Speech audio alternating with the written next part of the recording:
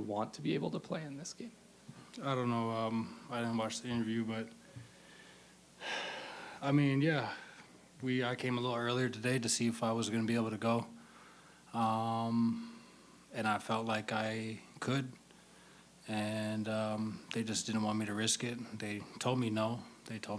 And I didn't say no. So I didn't want to leave my teammates out there. You know, we've been battling all season. Everybody's hurt at some point. Everybody's going through something, and I just wouldn't be able to live with myself if I wasn't able to play this game. So I just did everything. We just did everything we could, and got a lot of people in the room to talk about the plan, and I was able to go out there and give 40 minutes worth. So I'm just glad, you know, they listened to me. They listened to me listening to my body, and just trusting me with it. So it was a team effort. Hey Jamal, after you made the shot again, but what are the things that you think the Nuggets can repeat against the Minnesota in the next series?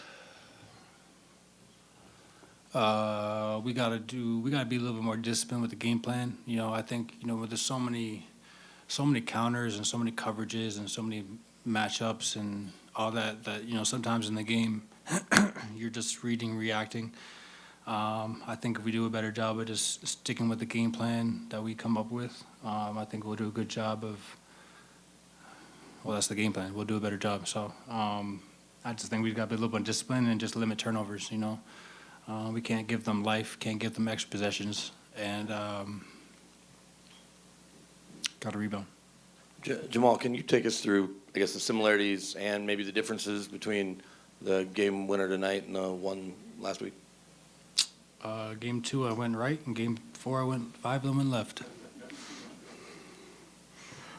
Jamal, were you able to, you know, get the explosion off the dribble that you normally get, and how did you compensate, and how were you able to get to your spots, especially in the second half, if you know, not being able to get to your spot? Yeah, I mean, obviously, in my opinion, I was moving well enough, you know, for me to go. Obviously, that's a big thing if you're not moving well.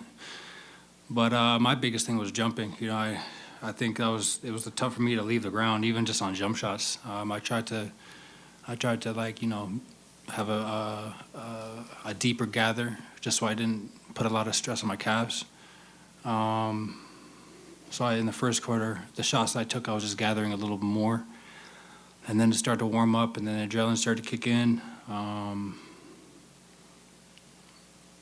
Yeah, just leaving the ground, I think, was the biggest worry for me when I was playing. But now that we got a week off, I'm just glad I get to rest the body and you know, come back fresh and rejuvenated against T-Wolves on Saturday.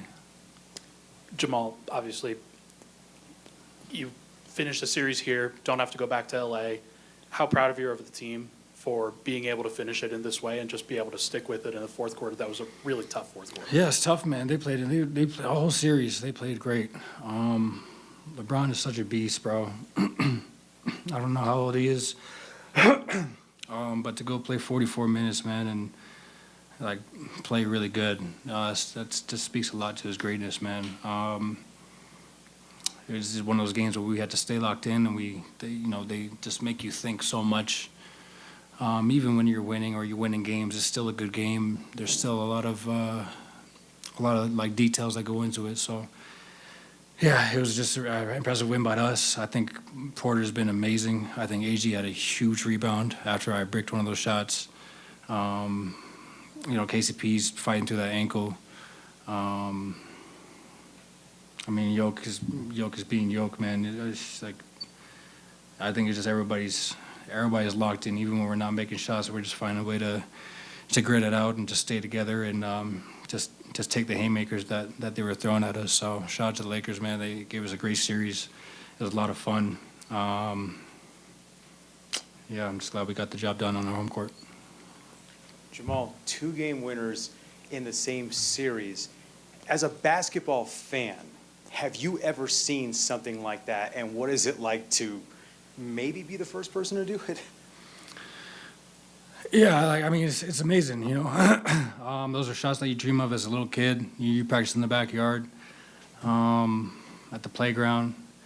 But I mean, like I said in game two, man, we don't get to that shot without everybody pitching in. Like I said, AG had a huge rebound. Like that was, I can't tell you how big that rebound that was. Mike hit a few huge threes, and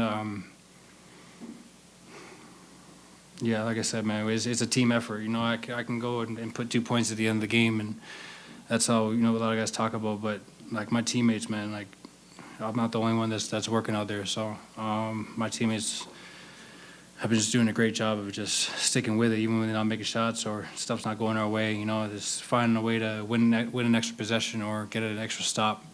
That can be the game right there. You know, sometimes making the shot is the easy part. You know, this is stopping LeBron freaking James. You know, like, can we do that? You know what I'm saying? So that was a challenge today.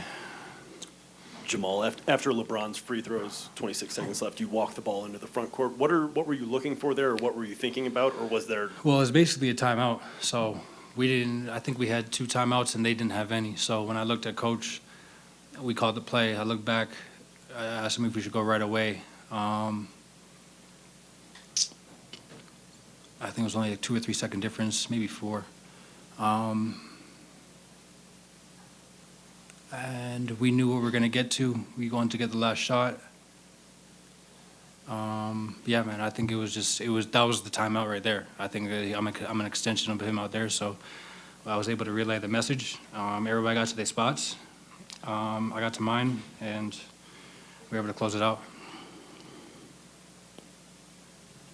Jamal, how important was just the start for you guys, just to finally find that success again and that intensity that Coach said was lacking? Yeah, I mean, all the players touched on it too. Just making sure we come out and then try to have the lead by halftime or by the first quarter, whatever. That was our main focus. So I think we did a better job of just bringing that energy and weathering the storms and playing for each other during that stretch. So it was good to see and good to be a part of. And we're going to need more of that consistency down the stretch. So, yeah, it was definitely a focal point going tonight, knowing that we didn't want to go back to LA. Jamal, LeBron dunked on you the other day, and tonight you dunked on him. What would you say about going against one of the greats to ever play in this game? I don't know where to start, man. I remember when I was a little kid, and he was playing against Orlando, and he was in Cleveland, and I was wearing his jersey. My barber is my dad's best friend, and he got me a jersey for my birthday or whatever, I forget. And I was trying to remember a time where I could wear it, and I remember wearing the jersey while he was playing against Orlando, and he hit that shot with 1 second left. And I remember talking to my dad, like, I'm a little kid, so I don't know much. And I'm just like, there's no way they're going to win. There's no way you're going to win. And I just remember him catching and hitting it. And I just remember being out of breath. Like, I just got punched in the gut. Like, I didn't know how to react. He's been one of my favorite players from time. And just a pleasure to go against him, man. Like, he makes you think during the game. You know what I'm saying? He's still a physically dominant guy out there, but he makes you think the game and the reads and the passes, and his timing is great.